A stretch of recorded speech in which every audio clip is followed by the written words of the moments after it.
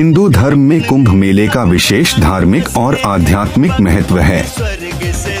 यह पर्व करोड़ों श्रद्धालुओं को आध्यात्मिक ऊर्जा प्रदान करता है और सनातन संस्कृति की महानता को दर्शाता है। ऐसे में आइए जानते हैं कि महाकुंभ का अमृत कुंभ से क्या संबंध है। हिंदू धर्म में कुंभ मेले का विशेष धार्मिक और आध्यात्मिक महत्व है। यह पर्व करोड़ों श्रद्धालुओं को आध्यात्मिक ऊर्जा प्रदान करता है और सनातन संस्कृति की महानता को दर्शाता है। मान्यता है कि करोड़ों वर्ष पूर्व देवताओं और दानवों के बीच समुद्र मंथन के दौरान जो अमृत कुंभ निकला था, उसके अमृत की कुछ बूंदें पृथ्वी पर गिर गई थीं। इन्हीं स्थानों पर हर 12 वर्ष में कुंभ मेले का आयोजन होता है। प्रयागराज, हरिद्वार, उज्जैन और नासिक ये 4 प्रमुख स्थान हैं, जहां कुंभ का आयोजन किया जाता है। वर्ष 2025 में यह महापर्व प्रयागराज में 13 जनवरी से 26 फरवरी तक आयोजित होगा। महाकुंभ का अमृत कुंभ से क्या है संबंध? पुराणों के अनुसार समुद्र मंथन के दौरान भगवान धन्वंतरी अमृत कुंभ लेकर आए थे। तब देवताओं और दानवों के बीच अमृत प्राप्ति को लेकर संघर्ष छिड़ गया। भगवान विष्णु ने इस संघर्ष को रोकने और अमृत को सुरक्षित रखने के लिए मोहिनी का रूप धारण किया। उन्होंने अमृत कलश को सुरक्षित रखने के लिए इंद्रदेव के पुत्र जयंत को सौंपा। जयंत अमृत कुंभ को लेकर आकाश मार्ग से चले, लेकिन दानवों ने उनका पीछा किया। इस दौरान अमृत की कुछ बूंदें पृथ्वी पर गिर गईं।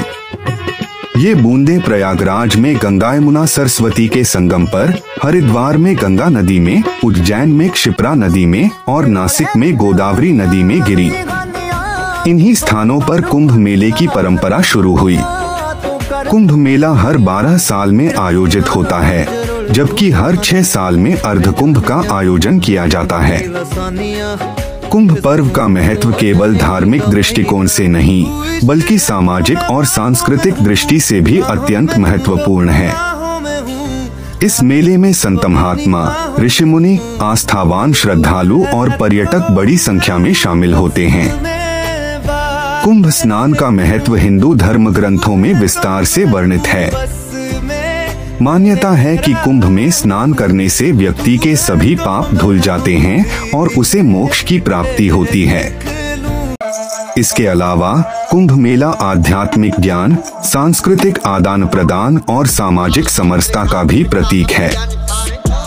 यहाँ कई आध्यात्मिक और धार्मिक सभाएं आयोजित होती हैं, जिनमें साधु संतों के प्रवचन, योग साधना और विभिन्न अनुष्ठान शामिल होते हैं। प्रयागराज का कुंभ मेला विशेष रूप से संगम तट पर आयोजित होता है, जहाँ गंगा, यमुना और अदृश्य सरस्वती नदियों का संगम होता है। संगम का यह स्थान हिंदू धर्म में अत्यंत पवित्र माना जाता है। कुंभ मेले के दौरान यहाँ लाखों श्रद्धालु एकत्रित होकर पवित्र स्नान करते हैं और ईश्वर से आशीर्वाद प्राप्त करते हैं। पार्वती जी स्नान करने गई थी समुद्र में। समुद्र निकल कर बोला कि क्यों श्मशानी पाखंडी के चक्कर में तुम पड़ी हो, हमारे पास आओ, 14 रत्न हमारे पास है। शंकर से पार्वती जाके रो के बोली कि महाराज, समुद्र मुझे ऐसे बोल रहा था, तो षड्यंत्र रच के नारायण और शिव अमृत मंथन से सब कुछ उसका रतन निकाल लिया और उसी में से जो है अमृत का घड़ा भी निकला। तो असुर लेके भागने लगे तो 4 जगह गिरा, नासिक, हरिद्वार, उज्जैन और इलाहाबाद। वो अमृत जो गिरा है उसी की वजह से कुंभ होता है, ऐसा नक्षत्र लगता है, इसीलिए बोलता है अमृत काल है। दर्शन कराते हैं। हर हर महादेव। प्रयागराज जो भी महाकुंभ में आए हो, भाग्यशाली हो, जिंदा में, और जो नहीं आ रहे घर बैठे बयानबाजी कर रहे, बेटा 25 रुपया के मटका में आओगे।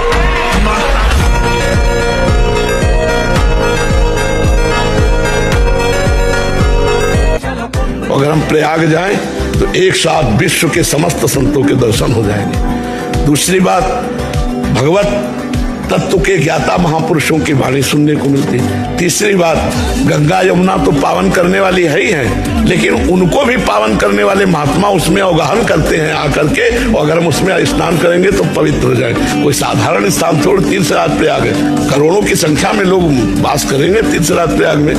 भविष्यवाणी भी हुई कि देखा जाए अगला ऐसा दिव्य भव्य कुंभ ना हो पाए। पिछले 144 साल के अंदर हिंदू रहे ना रहे, इसलिए हम अभी भी आपसे सबसे अपील कर रहे हैं कि आप हर हिंदू सनातन एक रहिए, संगत रहिए। जय श्री महाकाल। हर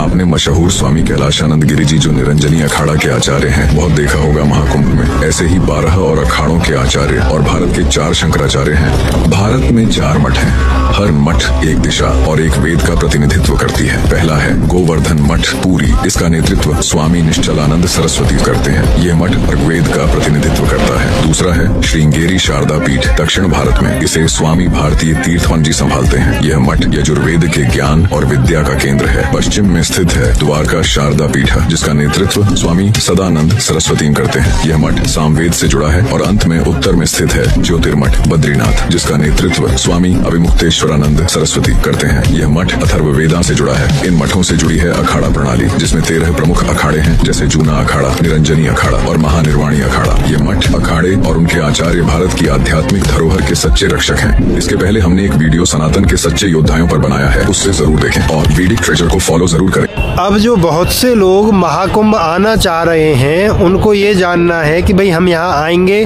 तो संगम किस तरफ से नज़दीक पड़ेगा, बोट हमें कहाँ से मिल सकती है। तो उसके लिए पहले आप ये समझिए कि ये 3 हिस्सों में बटा हुआ है। पहला हिस्सा है गंगा नदी के ईस्ट की तरफ में, जिसको झूसी बोलते हैं। दूसरा हिस्सा है गंगा नदी के वेस्ट और यमुना नदी के नॉर्थ में, जो मेन प्रयागराज सिटी है या किले का एरिया है, यहीं पर प्रयागराज जंक्शन है इसी तरफ में। तीसरा हिस्सा है यमुना नदी के साउथ की तरफ, जो अरेल का एरिया है। तो अब प्रश्न है कि भैया नाव कहाँ से मिलेगी? वो आपको तीनों तरफ से मिल जाएगी, वहाँ से संगम जा सकते हो। उसके बाद अब ये कि संगम नोज पे ही स्नान करना है, तो वहाँ कैसे जा सकते हैं? तो आप किला याद रखिए, किला घाट या किले के पास में ही है संगम नोज। और प्रयागराज स्टेशन से जब उतरेंगे जंक्शन से, तो आप सीधे संगम नोज तक जा सकते हैं। 4-1 किलोमीटर वहाँ से मुश्किल से ये है। और 4 किलोमीटर भी आपको पूरा पैदल नहीं चलना है, उसके लिए भी ई रिक्शा, टेम्पो या बाइक आपको कुछ ना कुछ मिल जाएगी।